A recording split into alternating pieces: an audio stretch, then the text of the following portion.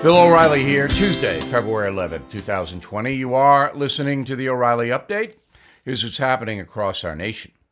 New Hampshire voters head to the polls. President Trump holds a massive rally in the Granite State last night. The Attorney General unveils significant penalties for America's sanctuary cities. New study shows 1/3 of Americans are just a single purchase away from maxing out their credit cards. Also ahead, some very bad news from Mayor Mike. But first, voters in New Hampshire weigh in today. Final polls put Bernie Sanders and Pete Buttigieg on top, followed by Amy Klobuchar, Elizabeth Warren, and Joe Biden in fifth place. Sanders hoping for a repeat of 2016 when he beat Hillary Clinton by 22 points. Remember that? Other national surveys show Mr. Biden in big trouble among his base. Recent study from Quinnipiac says the former vice president has lost nearly half his support from African-American voters.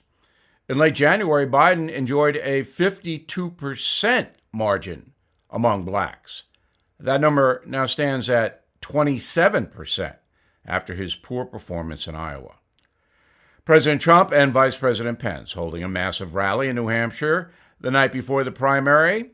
Mr. Trump mocking Nancy Pelosi, saying, quote, "She was mumbling and confused" during his State of the Union address. Attorney General Barr unveiling significant penalties for America's sanctuary cities. The new guidelines punish local governments that shield illegal alien criminals from ICE agents. Penalties include reduced federal aid to the individual states. Roughly 1/3 of all Americans, more than 91 million people, say they live with the daily fear of maxing out their credit cards.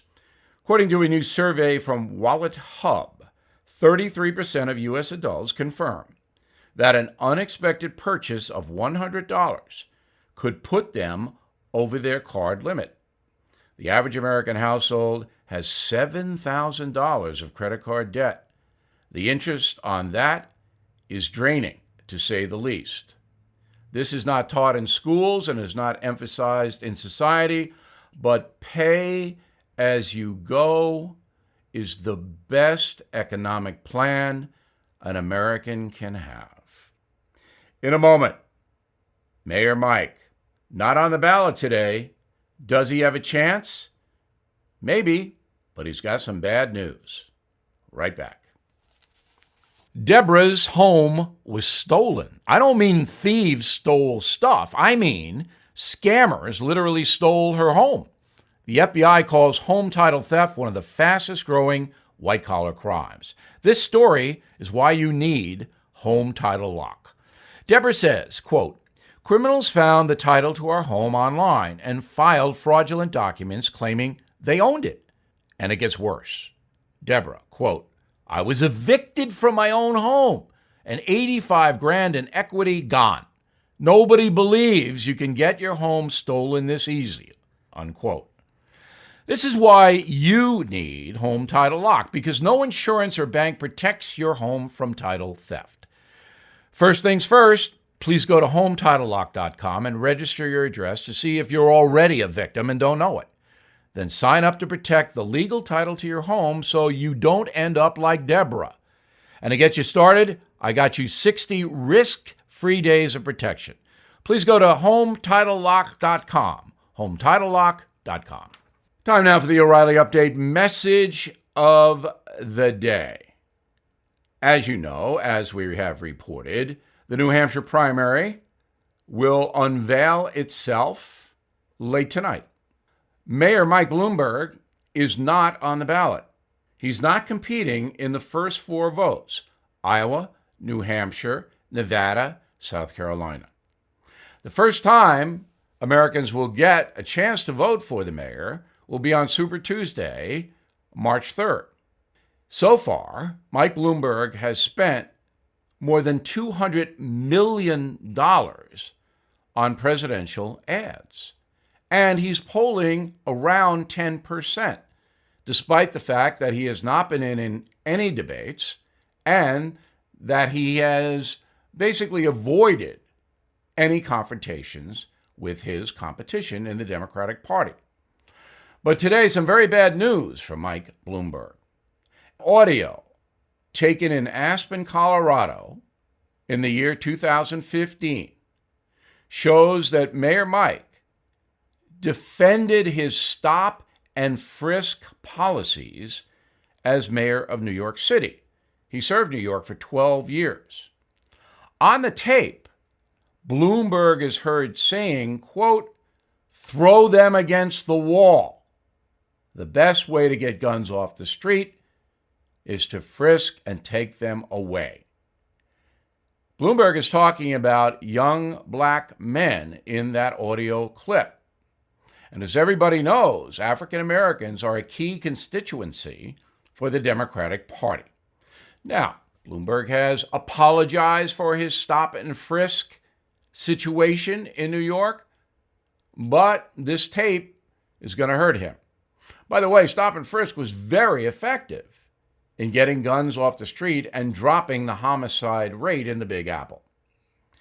Now, Mike Bloomberg is 77 years old, born in Boston. He has an MBA from Harvard.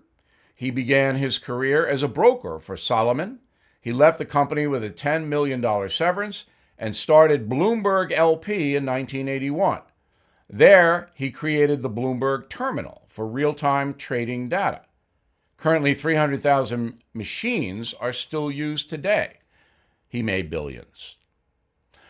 Bloomberg became mayor of New York City in 2001, following Rudy Giuliani. He won re-election in 2005 and then got a special waiver to run a third time in 2009, and he won.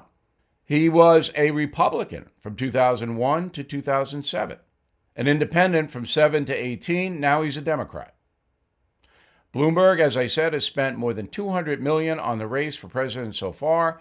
He says he'll spend $2 billion if necessary. His total worth, $61 billion. So no matter what happens today in New Hampshire, the specter of Mike Bloomberg looms. But with the stop and frisk tape, and with him being a billionaire, as Bernie Sanders would say, he has got some deficits within the Democratic Party. Will Mayor Bloomberg win the nomination outright? Doubtful. But he could go to the Democratic convention in the summer and win a brokered situation. I'm Bill O'Reilly, and I approve that message by actually writing it. For more analysis, please go to BillO'Reilly.com. In a moment, something you might not know. Computer systems in cars, now common. There are electronically controlled transmissions, touchscreen displays, and dozens of sensors. All of this advanced tech is expensive to fix when it breaks. That's why I have Car Shield. Car Shield has affordable protection plans that can save you thousands for a covered repair, including computers, GPS, electronics, and more. With Car Shield, you're behind the wheel of your plan. Choose your favorite mechanic to do the work, and Car Shield takes care of the rest. They even offer 24/7 roadside assistance and a rental car while yours is being fixed. Free. With rates as low as $99 a month, you have little to lose. Get covered by Car Shield today. Please call 800-CAR-6000 and mention code BILL. Or go to carshield.com and use code BILL to save 10%.